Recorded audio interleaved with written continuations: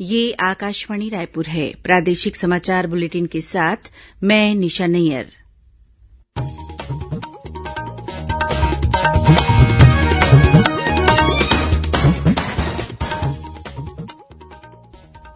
अब पेश है आज के मुख्य समाचार। प्रधानमंत्री नरेंद्र मोदी कल कोरोना टीकाकरण के विश्व के सबसे बड़े अभियान की शुरुआत करेंगे। छत्तीसगढ़ के 99 केंद्रों से टीकाकरण अभियान शुरू होगा। पहले दिन 5,000 से ज्यादा टीके लगाए जाएंगे। प्रधानमंत्री कौशल विकास योजना के तीसरे चरण का आज देश के 600 जिलों में हुआ शुभारंभ। और प्रदेश में पर्यावरण संरक्षण की अलख जगाने वाले पर्यावरण प्रेमी गेंदलाल देशमुख का निधन।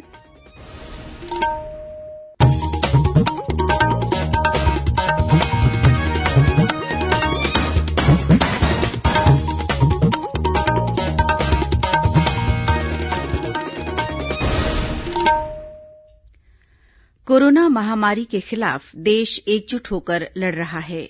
आप भी हमारे साथ सुरक्षा और बचाव के 3 आसान एहतियाती उपायों का संकल्प लें। कोविड-19 से बचाव और सुरक्षित रहने के 3 उपाय। मास्क लगाएं, 2 गज दूरी है जरूरी, सुरक्षित दूरी रखें, हाथ और मुंह साफ रखें। अब समाचार विस्तार से। प्रधानमंत्री नरेंद्र मोदी कल सुबह वीडियो कॉन्फ्रेंसिंग के जरिए विश्व के सबसे बड़े कोविड-19 टीकाकरण कार्यक्रम की शुरुआत करेंगे। टीकाकरण का यह अभियान पूरे देश में चलाया जाएगा। शुरुआत में सभी राज्यों और केंद्र शासित प्रदेशों के 3,600 केंद्र वीडियो कॉन्फ्रेंसिंग के जरिए आपस में जुड़ेंगे। शुरुआत में सभी टीकाकरण केंद्रों पर करीब 100 लाभार्थियों को टीका दिया जाएगा। टीकाकरण का यह कार्यक्रम जरूरतमंद लोगों को प्राथमिकता देने के आधार पर चलाया जाएगा। प्रथम चरण में स्वास्थ्यकर्मियों, सरकारी और निजी क्षेत्र के कर्मचारियों और समेकित बाल विकास सेवा से संबंधित कर्मियों को टीके लगेंगे। इधर छत्तीसगढ़ में भी कल से कोरोना टीकाकरण की शुरुआत होगी। इसके लिए प्रदेश में पूरी तैयारी कर ली गई है। प्रदेश के 99 केंद्रों से टीकाकरण अभियान शुरू किया जाएगा। पहले दिन 5,000 से ज्यादा टीके लगाए जाएंगे। प्रत्येक बूथ में सुबह 9 बजे से शाम 5 बजे तक टीके लगेंगे। बस्तर संभाग में सबसे ज्यादा 23, दुर्ग में 21 और बिलासपुर में 19 बूथ केंद्रों से टीकाकरण का शुभारंभ होगा। राजधानी रायपुर में टीकाकरण के लिए समुचित इंतजाम कर लिए गए हैं। रायपुर के मेडिकल कॉलेज अस्पताल के वार्ड बॉय रामप्रसाद को सबसे पहले कोरोना का टीका लगाया जाएगा। इस सूची में doctor Rajendra Paraganiya, civil surgeon doctor PK Gupta और एम्स के director doctor Nitin M Nagarkar का नाम भी शामिल है। इसी तरह राजनांदगांव जिले में भी कोरोना टीकाकरण कल से शुरू हो रहा है। जिले में पहले टीकाकरण के लिए पद्मश्री डॉक्टर पुखराज बाफना के नाम का चयन किया गया है। वहीं प्रदेश के प्रभारी मुख्य सचिव सुब्रत साहू ने कल बैठक लेकर तैयारियों की समीक्षा की। उन्होंने बताया कि कल केंद्र सरकार के साथ 2 वे इंटरेक्शन के लिए मेडिकल कॉलेज रायपुर और महारानी अस्पताल बस्तर को चिन्हित किया गया है। श्री साहू ने अधिकारियों को मेडिकल प्रोटोकॉल के अनुसार सुरक्षित टीकाकरण अभियान का क्रियान्वयन सुनिश्चित करने के निर्देश दिए। उन्होंने कहा कि सभी विभागों के समन्वय से जन जागरूकता अभियान चलाया जाए।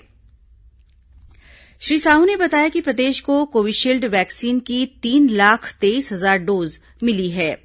इनमें से प्रथम डोज के लिए वैक्सीन प्रदेश के सभी जिलों में भेज दिए गए हैं। उन्होंने स्वास्थ्य विभाग के प्रोटोकॉल के अनुसार प्रदेश के सभी जिलों में टीकों के वितरण, परिवहन और भंडारण की स्थिति की समीक्षा की। प्रभारी मुख्य सचिव ने कहा कि कोरोना टीकाकरण की दूसरी डोज जिलों को 28 दिनों बाद भेजी जाएगी। इस बीच दुर्ग जिले में कल से शुरू होने वाले कोरोना टीकाकरण की सभी तैयारियां पूरी कर ली गई हैं। टीकाकरण के लिए 5 केंद्र बनाए गए हैं, जिनमें जिला चिकित्सालय दुर्ग, श्री शंकराचार्य मेडिकल कॉलेज जुनवानी, सामुदायिक स्वास्थ्य केंद्र पाटन, प्राथमिक स्वास्थ्य केंद्र नगपुरा और शहरी प्राथमिक स्वास्थ्य केंद्र बैकुंठ धाम शामिल हैं। जिला कलेक्टर डॉक्टर सर्वेश्वर नरेंद्र भूरे ने बताया कि 18 जनवरी से 30 जनवरी तक कोरोना वॉरियर्स को वैक्सीन लगाने के लिए 13 केंद्र चयनित किए गए हैं। इन केंद्रों में मंगलवार, शुक्रवार और शासकीय अवकाश को छोड़कर शेष दिनों में टीकाकरण किया जाएगा। 16 तारीख को 5 केंद्रों में लगभग 500 लोगों को ये वैक्सीन का डोज लगाया जाएगा। वैक्सीन के बाद आधा घंटा का वेट करना है ताकि अगर किसी भी प्रकार का एडवर्स रिएक्शन है तो उसके बारे में उचित कदम उठाया जा सके। 18 तारीख से लेकर 30 तारीख तक 13 केंद्रों में बचे हुए 9,500 डोसेस लगाए जाएंगे। ऐसे प्रकार से 30 जनवरी तक 10,000 डोसेस लगाए जाने का एक लक्ष्य रखा गया है। ये जो वैक्सीन है ये पूर्ण ट्रायल उपरांत अभी प्राप्त हुई है और इसको लेकर किसी को भी किसी भी प्रकार से संदेह करने की कोई भी आवश्यकता नहीं है। इधर धमतरी जिले में कोरोना वैक्सीन की 3,400 डोज पहुंच चुकी है। कल जिले में चिन्हांकित स्वास्थ्य कर्मचारियों, मितानिनों और आंगनबाड़ी कार्यकर्ताओं को यह टीका लगाया जाएगा। इसके लिए सूची तैयार कर ली गई है। इससे जिले के 60% कोरोना वॉरियर्स को टीका लग जाएगा। वहीं सरगुजा जिले में भी कोरोना वैक्सीन की 13,800 डोज पहुंच गई है। जिला मुख्यालय अंबिकापुर में कल पहले दिन 400 स्वास्थ्य कर्मियों को टीका लगाया जाएगा। इसी तरह बालोद में भी कोरोना वैक्सीन की 3,840 डोज पहुंची है। इसे जिले के देवरी और अर्जुंदा सामुदायिक स्वास्थ्य केन्द्र के साथ ही जिला अस्पताल बालोद के स्वास्थ्य कर्मियों को लगाया जाएगा।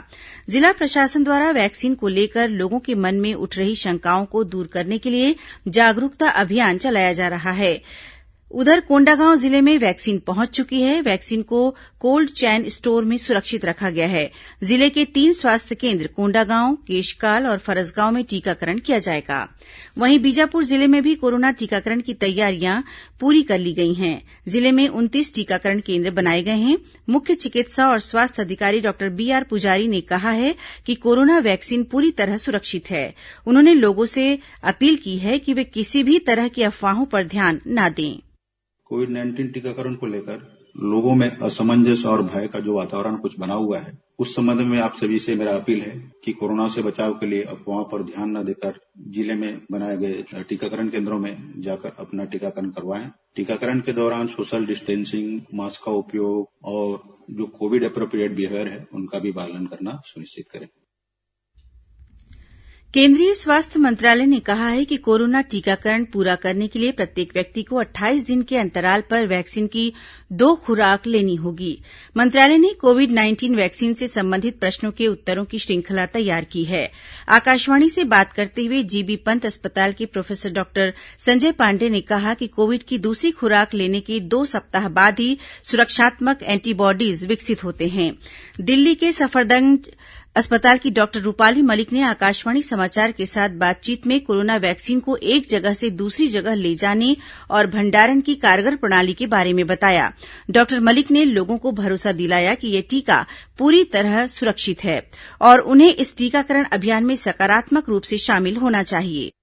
सबसे इम्पोर्टेंट है कि हम सकारात्मक रहें कोविड-19 वैक्सीनेशन प्रोग्राम को लेके, इसमें विश्वास रखें और पॉजिटिव वाइब और पॉजिटिव मेंटल जो आपका अप्रोच है वो रखें इस कोविड-19 वैक्सीनेशन को लेके। मैं यही कहना चाहूंगी कि आप डरे नहीं, फियरफुल ना हो, केयरफुल हो। इस बीच देश के औषधि महानियंत्रक द्वारा अनुमोदित कोविड-19 की दोनों वैक्सीन सुरक्षित हैं। देश भर के 49 प्रमुख वैज्ञानिकों और डॉक्टरों ने इस संबंध में एक वक्तव्य जारी किया है। उन्होंने देशवासियों से कहा है कि जो तत्व अपने संकीर्ण निहित स्वार्थों के लिए वैक्सीन के मुद्दे पर राजनीति कर रहे हैं और डॉक्टरों तथा वैज्ञानिक समुदाय को बदनाम करने की कोशिश कर रहे हैं, उनकी मंशा को नकार दें। प्रादेशिक समाचार आप आकाशवाणी रायपुर से सुन रहे हैं। प्रधानमंत्री की कौशल विकास योजना का तीसरा चरण आज देश के 600 जिलों में शुरू हुआ।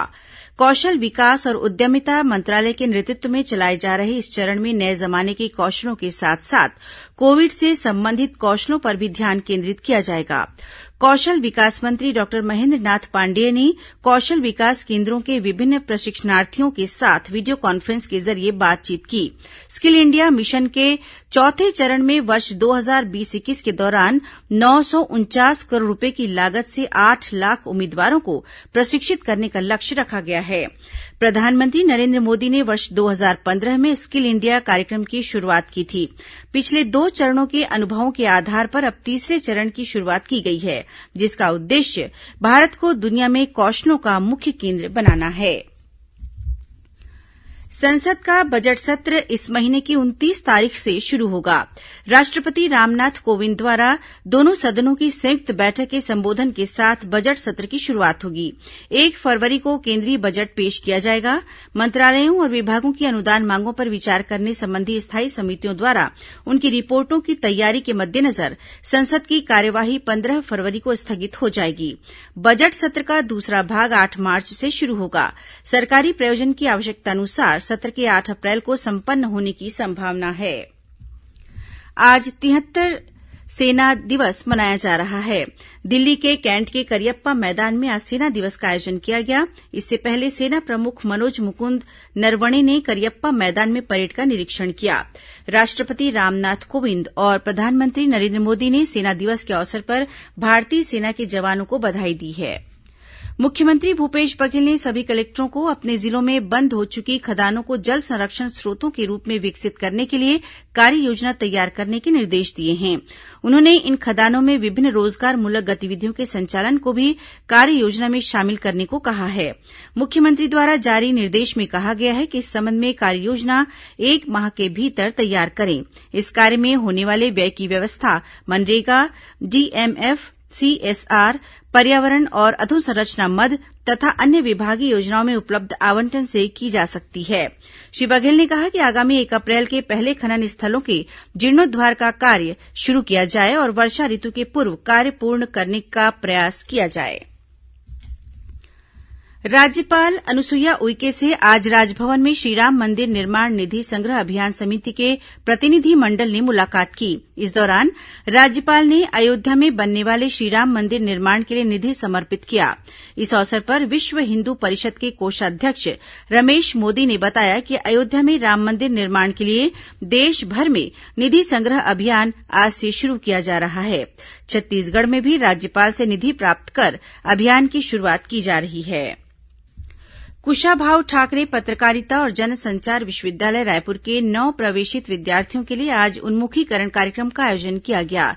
इसका शुभारंभ कुलपति प्रोफेसर बलदेव भाई शर्मा ने किया। कार्यक्रम के पहले दिन पत्रकारिता विभाग की ओर से आंचलिक पत्रकारिता की चुनौतियां और संभावनाएं विषय पर विमर्श का आयोजन किया गया। इस कार्यक्रम में वरिष्ठ पत्रकार रवि भोई, राजेश जोशी और आकाशवाणी केन्द्र रायपुर के सहायक निदेशक समाचार विकल्प शुक्ला ने विद्यार्थियों का मार्गदर्शन किया। अगली कड़ी में कल इलेक्ट्रॉनिक मीडिया विभाग की ओर से कार्यक्रम का आयोजन किया जाएगा। राजनांदगांव जिले में मानपुर क्षेत्र के ग्राम परदोनी में माओवादियों ने बीती रात सरपंच के पति की हत्या कर दी। मिली जानकारी के अनुसार सरपंच के पति मैनूराम घर में रात के समय सोने की तैयारी कर रहा था। उसी समय करीब 8 से 10 माओवादी उन्हें घर से उठाकर जंगल की ओर ले गए, जहां लाठी डंडे से पीटकर उनकी हत्या कर दी। मौके पर माओवादियों ने पर्चा भी छोड़ा है। उधर बीजापुर जिले में नेलसनार थाना क्षेत्र से सुरक्षा बलों की टीम ने एक इनामी माओवादी को गिरफ्तार किया है। वहीं सुकमा जिले में कोबरा बटालियन के एक जवान ने खुद को गोली मारकर आत्महत्या कर ली है। मुख्यमंत्री भूपेश बघेल ने आज रायपुर स्थित अपने निवास कार्यालय से गढ़बो नवा छत्तीसगढ़ और छत्तीसगढ़ युवा विषय पर जनसंपर्क विभाग द्वारा आयोजित स्लोगन प्रतियोगिता के विजेताओं की सूची ऑनलाइन जारी की। चयनित सर्वश्रेष्ठ 100 विजेताओं को 1,000 रूपये का नगद पुरस्कार दिया जाएगा। मुंगेली जिले में आज स्पंदन अभियान के तहत कार्यक्रम का आयोजन किया गया। इस मौके पर जिले के पुलिस अधीक्षक ने सभी अधिकारियों और कर्मचारियों को तनाव से दूर रहने के लिए योग करने और खेल जैसी गतिविधियों में भाग लेने की सलाह दी। उन्होंने कहा कि इससे शारीरिक और मानसिक रूप से भी स्वस्थ रहने में मदद मिलती है। प्रदेश में पर्यावरण संरक्षण की अलख जगाने वाले ट्री मैन के नाम से प्रसिद्ध पर्यावरण प्रेमी गेंदलाल देशमुख का बीती रात निधन हो गया।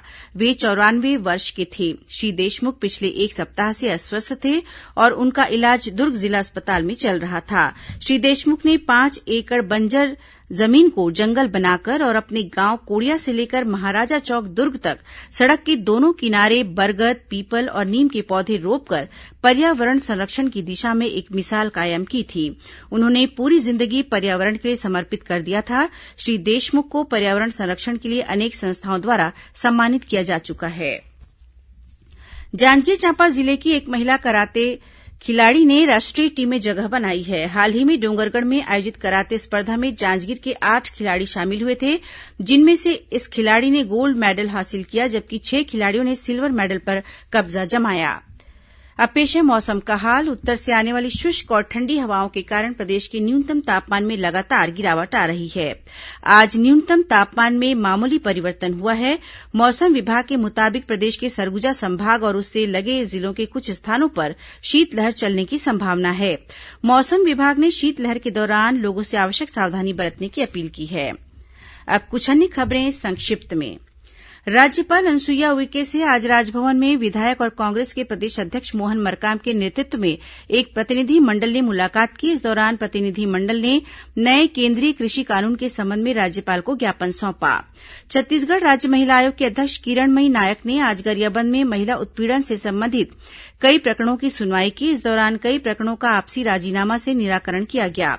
प्रदेश में पंचायत सचिवों और रोजगार सहायकों की एक सूत्रीय मांग को लेकर चल रही अनिश्चितकालीन हड़ताल का राजनांदगांव जिले के सरपंचों ने समर्थन किया है। आगामी 27 से 3 जनवरी के बीच नॉन इंटरलॉकिंग कार्य के कारण 28 जनवरी को दक्षिण पूर्व मध्य रेलवे से चलने वाली दुर्ग छपरा स्पेशल ट्रेन अब परिवर्तित मार्ग से चलेगी। यह ट्रेन वाराणसी, बलिया, सहतवार, रेवती, छपरा के स्थान पर बलिया, औनिहार, भटनी, छपरा से होकर चलेगी। छत्तीसगढ़ जुझारू आंगनबाड़ी कार्यकर्ता सहायिका संघ ने आज राजनांदगांव में आंगनबाड़ी केन्द्रों में गर्म भोजन के बजाय सूखा राशन देने की मांग को लेकर जिला प्रशासन को ज्ञापन सौंपा। राजनांदगांव जिले के खैरागढ़ नगर पालिक परिषद के चुनाव के लिए प्रशासनिक तैयारियां शुरू हो गई हैं। इस सिलसिले में आगामी 22 जनवरी को वार्डों का आरक्षण किया जाएगा। और दुर्ग जिले के भिलाई थाना क्षेत्र में एक उद्योगपति से 37 लाख रूपये की धोखाधड़ी करने वाले 2 जालसाज के खिलाफ पुलिस ने एफआईआर दर्ज की है। फिलहाल दोनों आरोपी फरार हैं। अंत में मुख्य समाचार एक बार फिर। प्रधानमंत्री नरेंद्र मोदी कल कोरोना टीकाकरण के विश्व के सबसे बड़े अभियान की शुरुआत करेंगे। छत्तीसगढ़ के 99 केंद्रों से टीकाकरण अभियान शुरू होगा। पहले दिन 5,000 से ज्यादा टीके लगाए जाएंगे। प्रधानमंत्री कौशल विकास योजना के तीसरे चरण का आज देश के 600 जिलों में हुआ शुभारंभ। और प्रदेश में पर्यावरण संरक्षण की अलख जगाने वाले पर्यावरण प्रेमी गेंदलाल देशमुख का निधन। इसी के साथ प्रादेशिक समाचार बुलेटिन समाप्त हुआ। नमस्कार।